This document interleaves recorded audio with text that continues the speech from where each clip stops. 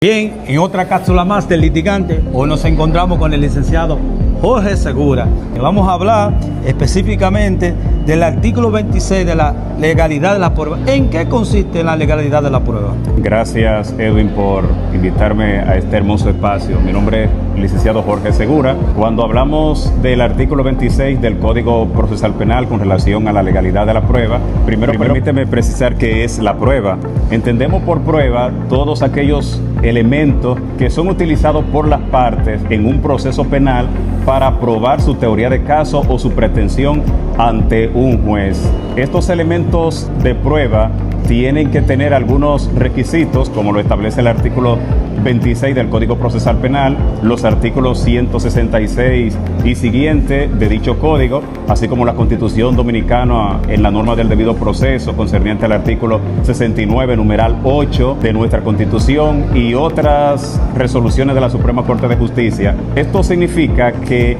esos elementos de prueba, esas evidencias, esos indicios que las partes pueden recoger, ofertar a un tribunal, reproducirla, para que sean admitidas por un tribunal y puedan tener ese valor útil probatorio, tienen que reunir ciertos requisitos. Primero, tienen que ser legales, útiles, pertinentes y relevantes. Si un elemento probatorio es obtenido, ya sea por la Policía Nacional, por el Ministerio Público, y no cumple esos requisitos, esas formalidades que establece la propia norma y que violentan derechos fundamentales, entonces son nulos esos actos y son nulas esas pruebas, y lo que procede es la exclusión probatoria en cualquier etapa del proceso, ya sea en la etapa inicial del proceso o preparatoria, en la etapa intermedia o en la etapa ya de la producción de las pruebas en el juicio oral o juicio de fondo, como se conoce. Ahí mismo hablamos que la Suprema Corte de Justicia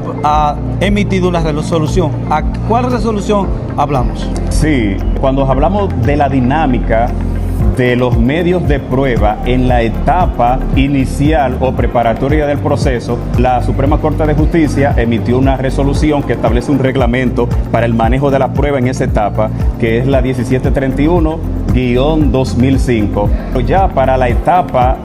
intermedia de la audiencia preliminar en adelante y la etapa de juicio de fondo, estamos hablando de la resolución 3869-2006, que regula cómo será el tema de la recogida de los elementos de prueba, el tema de la oferta, el tema de la producción y el tema de la valoración que los jueces en esas etapas tienen que darle a los elementos de prueba. Abórdeme algo que siempre en derecho nosotros escuchamos, y es la teoría del árbol envenenado. ¿En qué consiste la teoría del árbol envenenado? Esta expresión, teoría del árbol envenenado, en la prueba, o teoría del fruto del árbol envenenado, es una metáfora, una ilustración en el argot legal o en el ámbito legal de los juristas, que se utilizan para hablar de aquellas pruebas que son obtenidas violando las formalidades que establece la ley.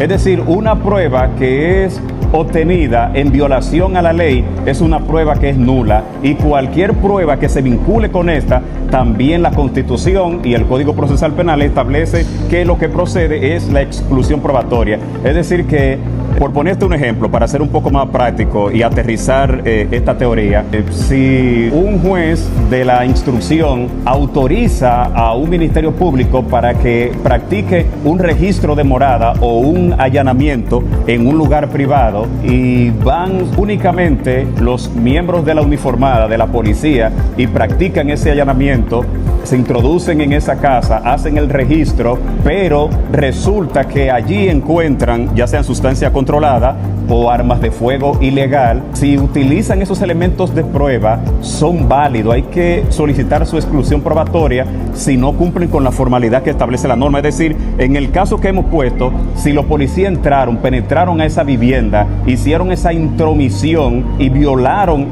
lo que es el derecho fundamental del domicilio, de la privacidad, de la intimidad, pero no contaban con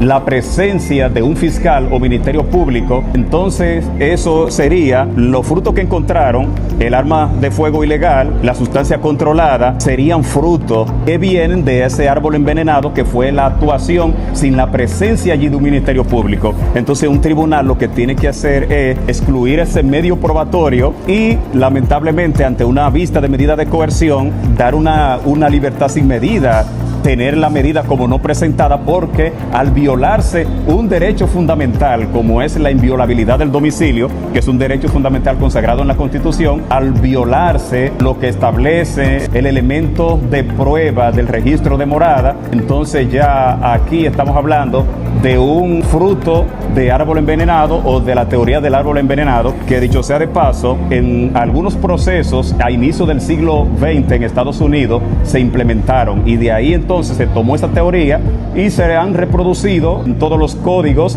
procesales de la región y de otras partes del mundo. Y nosotros agradecidos con las explicaciones excelentes de este gran jurista, de este gran litigante, y nosotros seguimos con más del litigante.